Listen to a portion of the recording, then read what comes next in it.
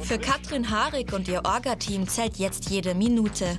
Seit 5 Tagen werkeln die Mitglieder der Pfarrjugend Herzogenaurach auf einer Wiese bei Bamberg. Letzte Handgriffe, bevor gleich 120 Kinder ins Zeltlager kommen. Es macht so viel Spaß, mit den Leuten irgendwie was auf die Beine zu stellen.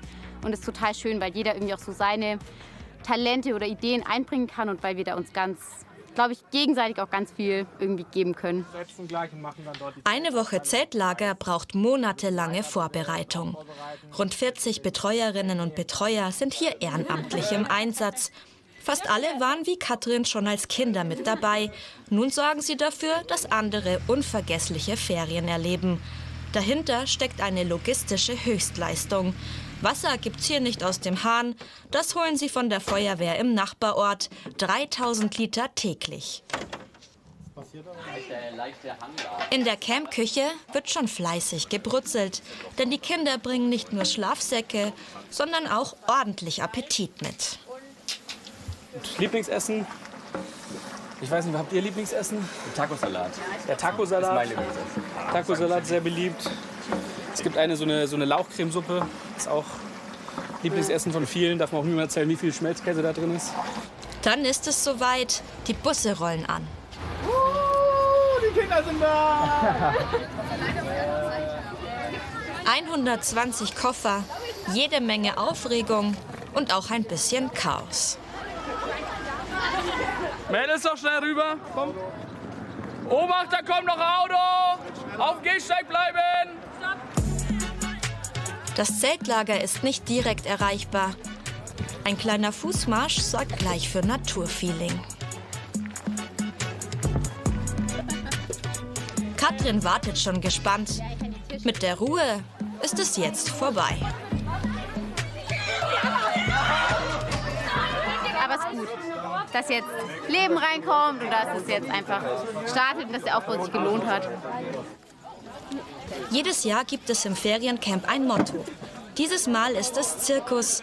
Bevor das Programm startet, heißt es für die Kinder und Jugendlichen aus Mittelfranken Zelte beziehen. Natürlich in Eigenregie. Nele und Lisa sind zum ersten Mal dabei. Die beiden sind 10 Jahre alt und haben lange auf das Zeltlager hingefiebert. Also ich denke, es wird eigentlich alles toll. Ich habe mich am meisten darauf gefreut, neue Freunde zu finden. Ein bisschen Heimweh habe ich schon, weil ich war noch nie so lange weg von zu Hause, aber es ist cool hier. Gegen das Heimweh haben sie eine Geheimwaffe, ihre Kuscheltiere. Einmal ein Bubble-Tier und einmal eine Avocado. Das sind meine 2 Lieblingskuscheltiere. Ich habe zu Hause einen Hund und der sieht halt fast genauso aus. Deswegen habe ich ein Kuscheltier mitgenommen, der so aussieht wie mein Hund, damit ich ihn nicht so doll vermisse. Kaum sind die Zelte bezogen, geht das Lagerleben los. Ohne Smartphone, ohne Tablet, dafür mit viel Zeit für neue Freundschaften. Man schätzt es sehr und ich finde es auch einfach mal schön, eine Woche ohne Handy und einfach mit Freunden zusammen.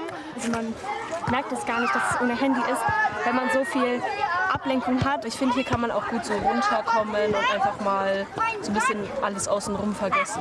Wollt ihr heute Abend Feuer machen? Ja! Was braucht man für Feuer? Also wir gehen jetzt in den Wald Holz holen. Kein Wettbewerb, sondern Teamarbeit. Auch Nele und Lisa helfen mit. Alle packen gemeinsam an. Wer so schuftet, braucht natürlich eine Stärkung. In der Lagerküche geht's jetzt heiß her für 120 hungrige Kinder. Mit Nudeln kann Hobbykoch Jonas nicht viel falsch machen. Wenn alle glücklich sind, alle gesättigt sind, dann sind wir auch glücklich, weil dann haben wir unseren Job gut gemacht. Der erste Tag klingt aus mit Lagerfeuer, Gitarre und gemeinsamem Singen. Muss die Freiheit voll grenzenlos sein. Alle Ängste, alle Sorgen, sagt man, blieben darunter verborgen. So dieses gemeinsam Singen und dann irgendwie die Sachen, mit denen man ja auch viel verbindet, dann die Lieder, die man schon oft gesungen hat, irgendwie am Feuer in den letzten Jahren. Das ist schön und das fühlt sich nach Zeltlager an für mich. Gänsehaut-Feeling? Ein bisschen, ja, irgendwie doch jedes Mal.